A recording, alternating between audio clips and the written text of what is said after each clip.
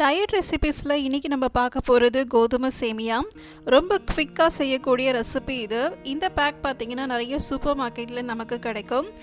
இதில் பார்த்திங்கன்னா ஒரு பாதி அளவுக்கு மட்டும் இப்போ நான் செஞ்சு காட்டுறேன். வாங்க எப்படி செய்யலாங்கிறத பார்க்கலாம்.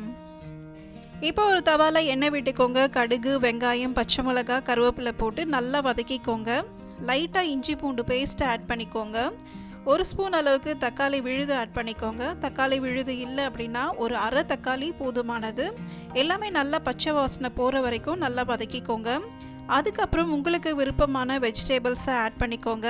நல்லா வதக்கின பிறகு 1 கப் சேமியாவுக்கு 2 கப் அளவு தண்ணி ஆட் பண்ணிக்கோங்க. தேவையான அளவு உப்பு போட்டுக்கோங்க. காய் வெந்த பிறகு சேமியாவை சேர்த்துக்கலாம்.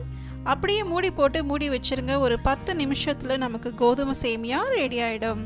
ஆனால் இந்த ரெசிபி உங்களுக்கு ரொம்ப யூஸ்ஃபுல்லாக இருக்கும்னு நினைக்கிறேன். தேங்க்ஸ் ஃபார் வாட்சிங்.